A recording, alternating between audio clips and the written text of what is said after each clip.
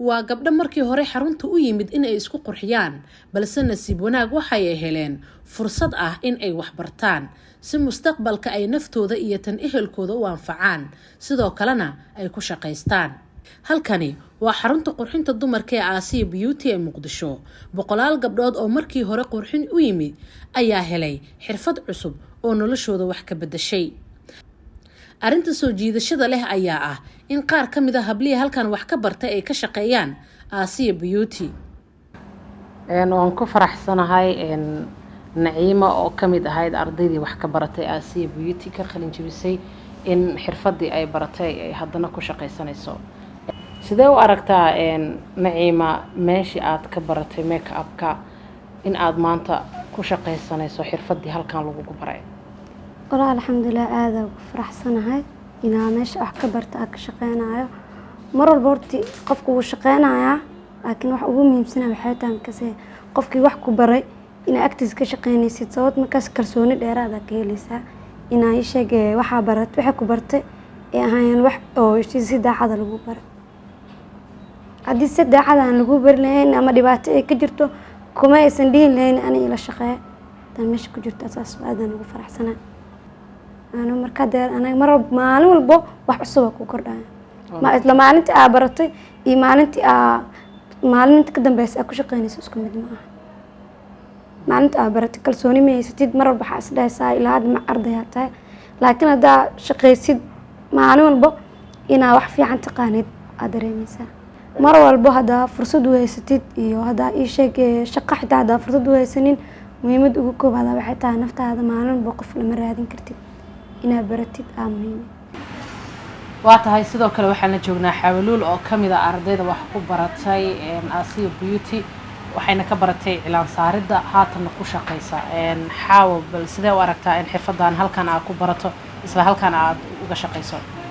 والله ما شاء الله هذا أو فرحتنا إني ما عرفتها آسيا إبرتو على سارك معلمتي دوايا كذا إذا كبرتي إذا أنا ما شاء الله إيش قابورتي مرحبا هذا أنا فرحتنا هذا أنا وكش قشتها فردي إذا ما شاء الله.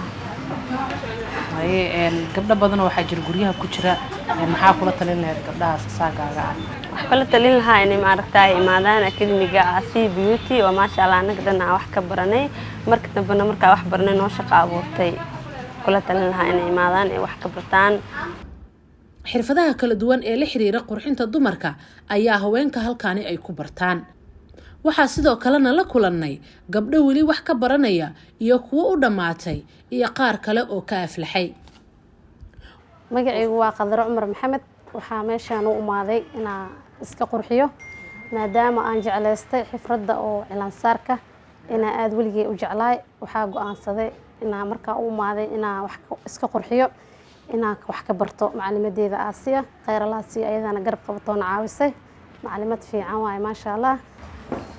magacaygu waxaa waay Marin Suleymaan Xasan meeshan waxaa u imaaday inaan koow iska qurxiyo deetana waxaan arkay meeshan in lagu barto cilaan iyo makeup riyadeedan waxay ahayd inaan barto cilaanka waxaan arkay inaan ka dhaweey karo kadib meeshan iska qoray waan ii suurta gashay inaan barto.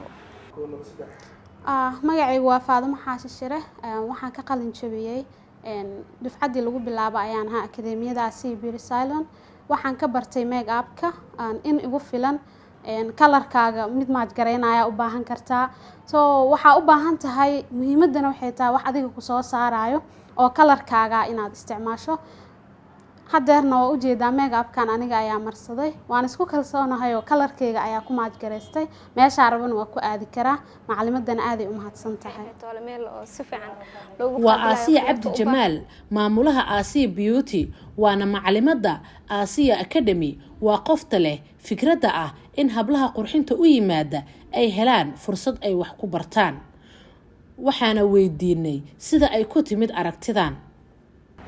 waxaan qabanaa waxa kamid ah in saarno cilaanka oo kale make-upka aroosyadaan qurxinaa timaha kale waa design gareynaa nail artist waan hayo nails ku sameeyna academy-na waana sidoo kale gabdhaha soo saarnaa. waa tahay gabdhaha soo saarto kale maxaa bartaa? gabdhaha soo saarna inta badan waxay bartaan waxyaabaha asaasiga ah maanta Muqdisho loogu jecelo kale cilaanka make-upka kale inta badan maadaama ay ku dhib qabaan inay fail galaan maalin walba ay u baahan yihiin inay naftooda si kalsooni leh u hagaajistaan. meeqa dufcadood ayaa ka baxday markaa? walaahi ma yaro sababtoo ah waxaan soo haynay waqti aad u dheer. waxaan ka mid ah maanta gabdhaha hore usoo aragteen oo kaleeto kuwa maanta meesha shaqo abuur ka helay iyo kuwa naftoodaba qurxiya.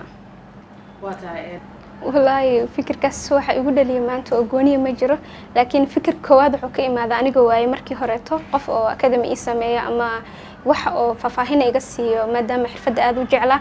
dhibkii aniga ka maray kadib waxaan go'aansaday inay gabar kaleeto ka marin.